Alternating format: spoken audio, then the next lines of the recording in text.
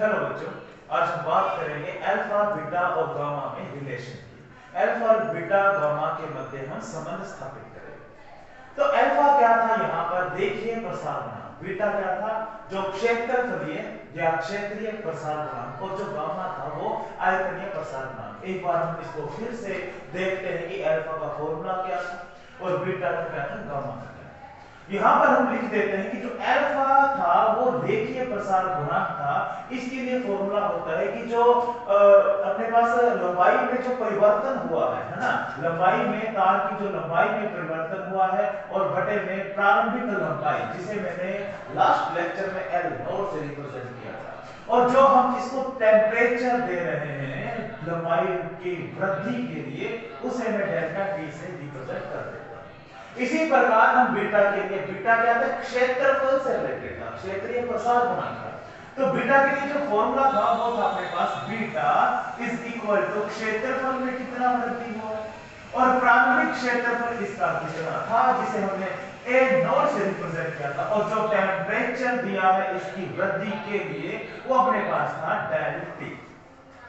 उसी प्रकार हम गामा के लिए लिखेंगे, गामा आयतन से संबंधित आयतन प्रसार गुणांक। तो गामा के लिए था अपने पास gamma is equal to volume में कितना डिफरेंस हुआ है, प्रारंभिक उसका आयतन, और इस आयतन की वृद्धि के लिए डेल बी तक पहुंचने के लिए हमने जो टेम्परेचर दिया वो था डेल टी। ये हमने लास्ट लेक्चर में फॉर्मूलेट ड्राइव किया, ठीक है। इस पर एक बार फिर नजर डालते हैं कि जो इसके लिए फॉर्मूला आया था, इसकी लेंथ को ज्ञात करने के लिए, इसकी जो अंतिम लेंथ थी जो इंक्रीज हो जाती है, कोई भी तार होती है, जैसे फॉर एग्जांपल जैसे ये तार है ना, इसकी प्रारंभिक लेंथ हमने एल नॉट मानी थी, और जो लेंथ बढ़ गई है, अब इसकी लेंथ कितनी हो गई है, यहां से एल हो गई।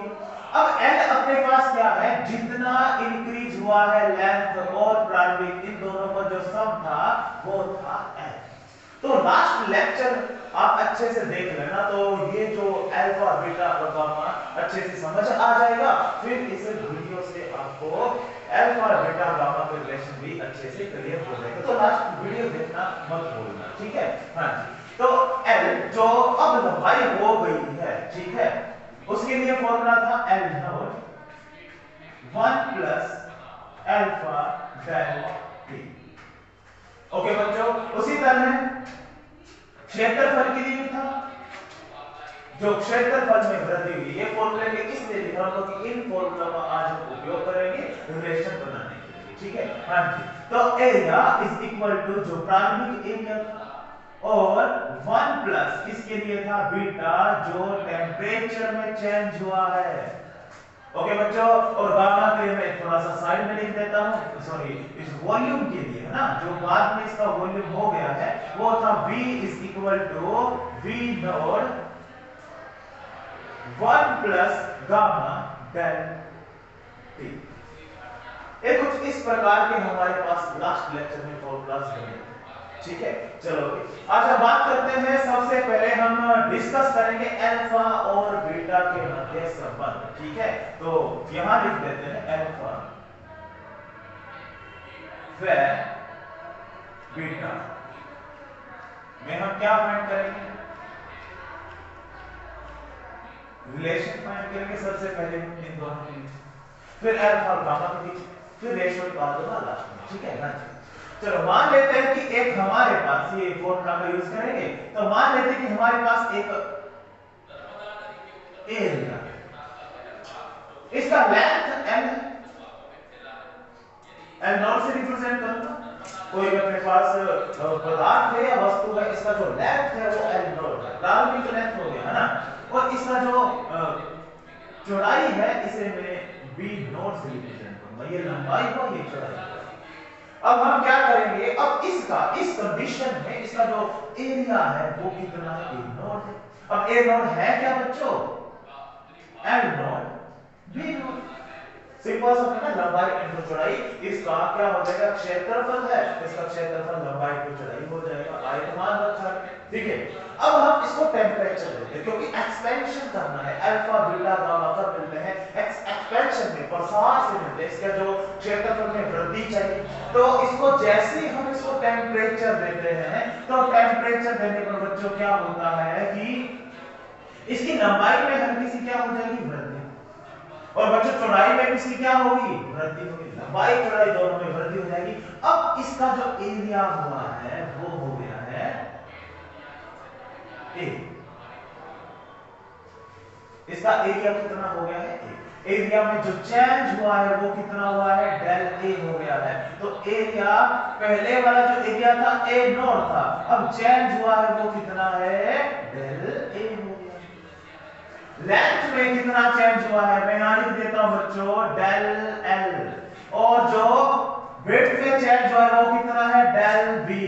चौड़ाई में बदलाव, परिवर्तन, वृद्धि हुई है वो डेल बी हुई है, और लंबाई में जो वृद्धि हुई है वो डेल एल हुई है। ठीक है बच्चों, हाँ जी। तो अब अपने पास जो एरिया चेंज हुआ है वो कितना हुआ है, del L into del B.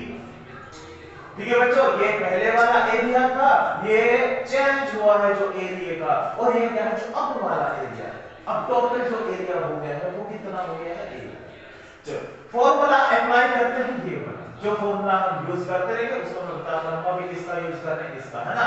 चलो एरिया इज इक्वल टू, पहले एरिया कितना था बच्चों, है ना, जो अब वाला एरिया है ना, ये पहले एरिया था 1 प्लस बीटा, बीटा एक आयतनीय प्रसार, सॉरी क्षेत्रफलीय प्रसार गुणांक है, जिस वस्तु का, जिस पदार्थ का उपयोग कर रहे हैं इस सिस्टम के अंदर, इसे समझने के लिए उसका एक क्षेत्रफलीय प्रसार गुणांक है पदार्थ का। ठीक है, हाँ जी। टेम्परेचर हमने दिया इसको डेल टी, तो डेल टी टेम्परेचर देने पर इसका एरिया थोड़ा सा एक्सपेंड हो गया है, प्रसार हो गया है, इंक्रीज।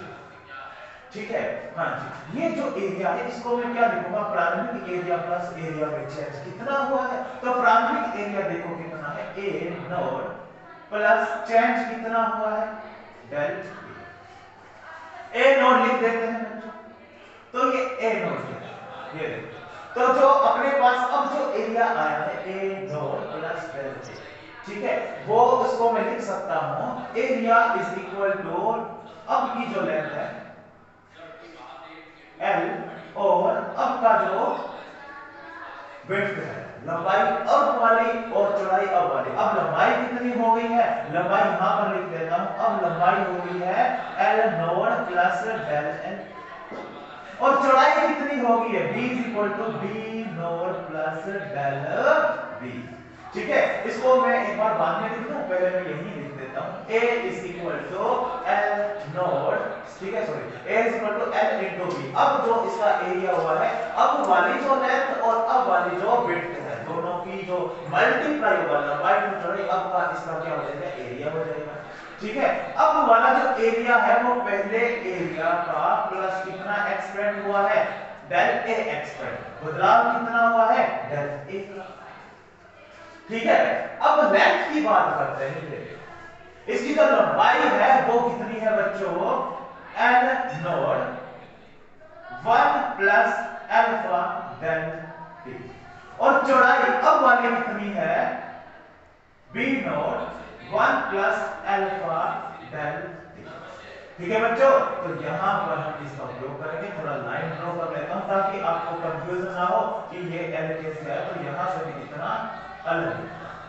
ठीक है बच्चों, तो A naught plus del A is equal to L naught, तो हमने L की जगह क्या लिखा, इतना सा फॉर्मूला, कहां से उठाया, यहां से, और ये भी तो लाइन है ना, ये भी तो लाइन है। ठीक है, तो चौड़ाई के लिए हमने लिखा है B naught 1 plus del T, alpha del T। ठीक है, हाँ जी।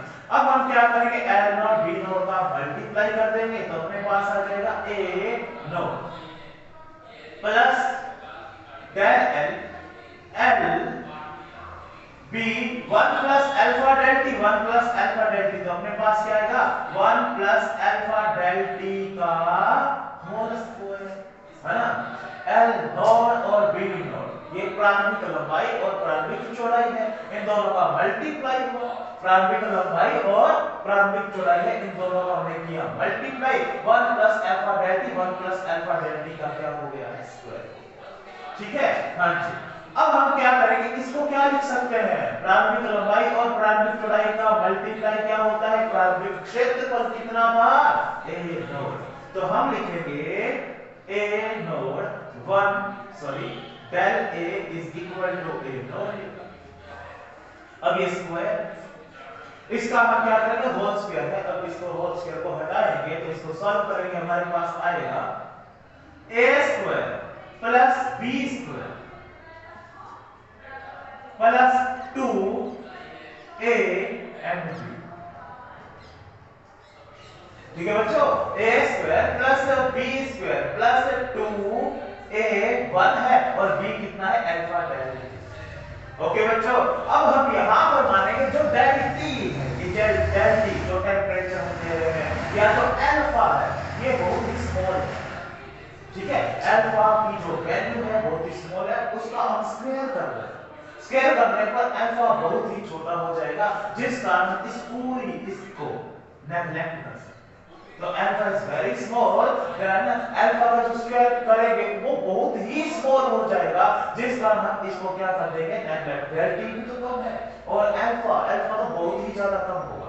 ठीक है, तो इसका स्क्वायर करने पर बहुत ही छोटी वैल्यू मिलेगी, जिस कारण हम इसको क्या कर देंगे नेग्लेक्ट कर देंगे। अब इतनी छोटी वैल्यू को 1 से प्लस भी नहीं कर सकते, है ना। तो अब इसको हम नेग्लेक्ट कर देंगे तो हमारे पास आएगा, ये तो हो गया इतना 0 के इक्वल माना जाएगा।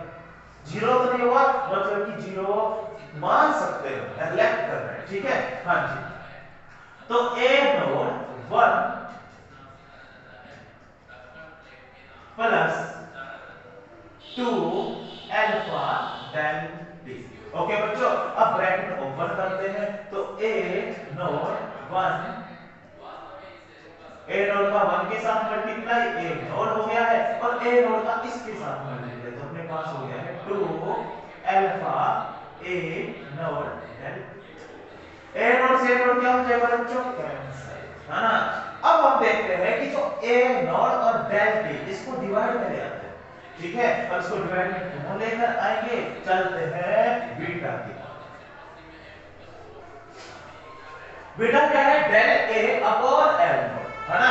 डेल a अपॉन क्या आ जाएगा l a नोड आ जाएगा और अपॉन में क्या आ जाएगा डेल t आ जाएगा, जिस कारण पूरा बीटा हो जाएगा। तो पहले मैं लिख देता हूं डेल a डिवाइड में a naught del t is equal to alpha.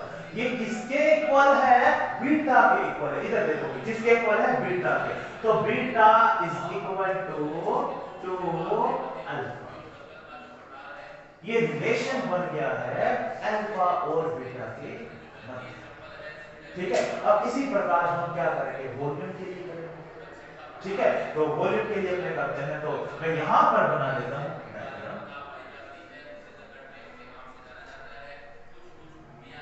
अपने पास डायग्राम। इसकी जो प्रारंभिक अपने पास बात करते हैं लंबाई की, इसकी जो प्रारंभिक लंबाई है वो कितनी मान लेते हैं l नोड। ठीक है, लंबाई चौड़ाई और ऊंचाई, तो इसकी जो चौड़ाई है इसको मैं b नोड मान लेता हूं और इसकी जो मोटाई है इसको मैं मान लेता हूं h नोड से। ठीक है, लंबाई चौड़ाई ऊंचाई, ठीक है, कुछ इस हिसाब से हम मान लेते हैं। अब अपने पास इसका जो वॉल्यूम है, अब इस समय इसका जो वॉल्यूम है वो कितना है, v naught is equal to l naught b naught and h naught, लंबाई चौड़ाई ऊंचाई। ठीक है, हाँ जी। अब हम क्या करेंगे, इसको टेंपरेचर देंगे। टेंपरेचर देने पर लंबाई भी बढ़ेगा, चौड़ाई भी बढ़ेगा और इसका ऊंचाई भी बढ़ेगा, तीनों एक्सपेंड करेंगे। ठीक है, तीनों जो अपने हैं लंबाई चौड़ाई और ऊंचाई एक्सपेंड करेंगे, डेल्टा टेंपरेचर हम इसको दे रहे हैं। तो अब इसको समझेंगे हम यहां पर। ठीक है, हाँ जी। तो अब इसका जो वॉल्यूम है वहां से फॉर्मूला अप्लाई करेंगे, वॉल्यूम इधर वाला ये देखो बच्चों।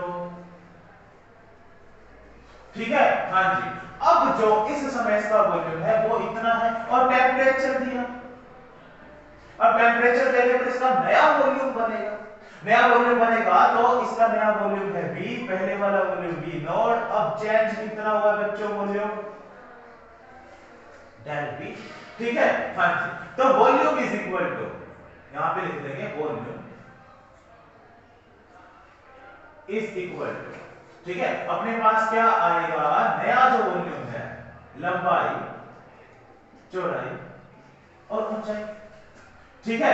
अब हम क्या करेंगे बच्चों, v के लिए फॉर्मूला उठाएंगे वहां से, ठीक है। तो v का फॉर्मूला क्या है, v इज इक्वल टू, यहां देखो v is equal to v naught plus del v। तो मैं एक बार लिख देता हूं, जो नया जो वॉल्यूम है वो पहले वाले वॉल्यूम और उसके अंदर एक्सपेंड कितना हुआ है, इसका क्या हो जाएगा, सम हो जाएगा। अब लेंथ में कितना इंक्रीज हुआ है, ठीक है। तो लेंथ में देखते हैं बच्चों कितना इंक्रीज हुआ है, तो यहां हम देखेंगे L naught 1 plus alpha del T, जो टेम्परेचर हमने दिया है, उसके बाद मल्टीप्लाई। अब b के लिए आ जाएगा, पहले इसकी चौड़ाई कितनी थी, b नोट थी, अब 1 प्लस अल्फा डेल टी लिखा जाएगा। उसके लिए अब मैं जो हाइट के लिए वो नीचे लिख देता हूं, पहले हाइट कितना था, h नोट, ठीक है, हाँ जी। तो 1 प्लस अल्फा डेल टी। अब यहां पर देखो L naught, B naught, H note को एक साइड ले आते हैं, तो अपने पास जो फॉर्मूला बनेगा वो बनेगा V naught is equal to del V L naught B naught H naught, प्रारंभिक लंबाई, प्रारंभिक चौड़ाई, प्रारंभिक ऊंचाई।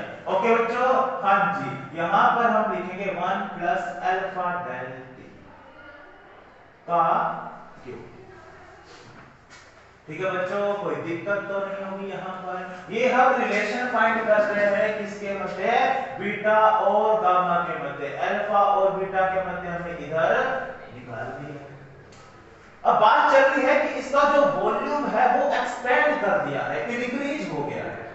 वॉल्यूम इंक्रीज कितना हुआ, डेल v। पहले इसका वॉल्यूम कितना था, v नॉट था, v naught L naught v naught H naught, इन तीनों का मल्टीप्लाई v नॉट। तो यहां पर हम लिख सकते हैं इसको कि जो ये है ये v नॉट इक्वल, ओके, हाँ जी। तो v नॉट प्लस प्रारंभिक वॉल्यूम है ना, ये अपने पास 1 प्लस अल्फा डेल टी का क्यूब होल क्यूब, हाँ जी। अब इस ब्रैकेट को ओपन करेंगे, ध्यान से समझना, ठीक है, हाँ जी, is equal to v naught, bracket को ओपन किया जाए, 1 का क्यूब 1, अब इसका cube alpha cube delta cube, okay बच्चों। फिर क्या करेंगे, प्लस 3 अल्फा डेल, और यही टर्म एक बार फिर लिखेंगे और इसकी मल्टीप्लाई में लिखी जाएगी 1 प्लस अल्फा डेल टी, और ब्रैकेट कर देते हैं। तो इस ब्रैकेट को ओपन करने पर 1 का क्यूब b का क्यूब हो गया है ना, a क्यूब फिर b क्यूब फिर 3ab, फिर ब्रैकेट में लिखेंगे a प्लस b। ओके बच्चों, हाँ जी।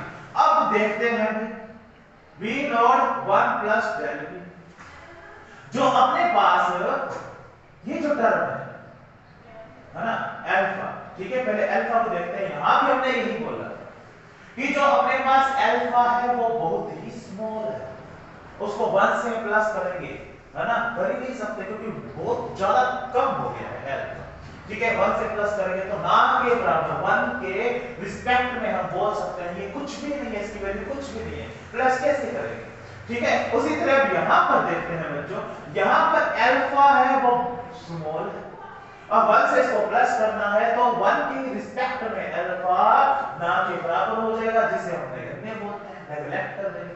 उसी तरह अब यहां पर क्यूब हो रही है तो और छोटा हो जाएगा, और छोटा होने पर क्या हो जाएगा, कम हो जाएगा।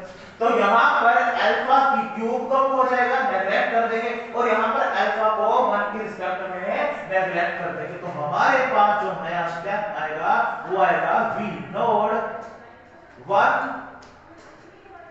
प्लस v नॉट 1 प्लस, ठीक है, ये हो गया और ये नेगलेक्ट कर दिया, तो अपने पास आया 3 अल्फा डेल टी।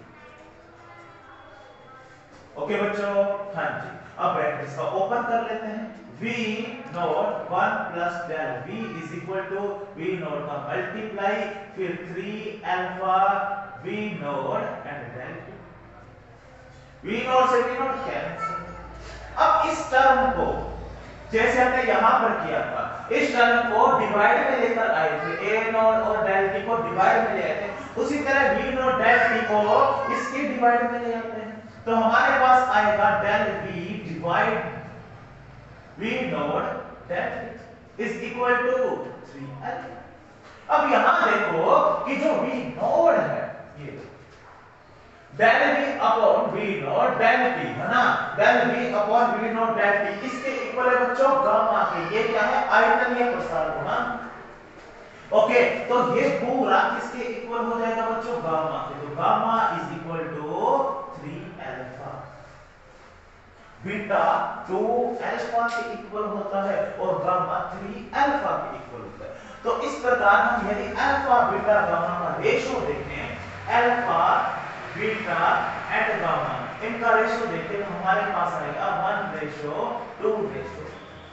जो अल्फा है यदि 1 है तो बीटा 2 होगा, 2 टाइम्स होगा और गामा 3 टाइम्स होगा।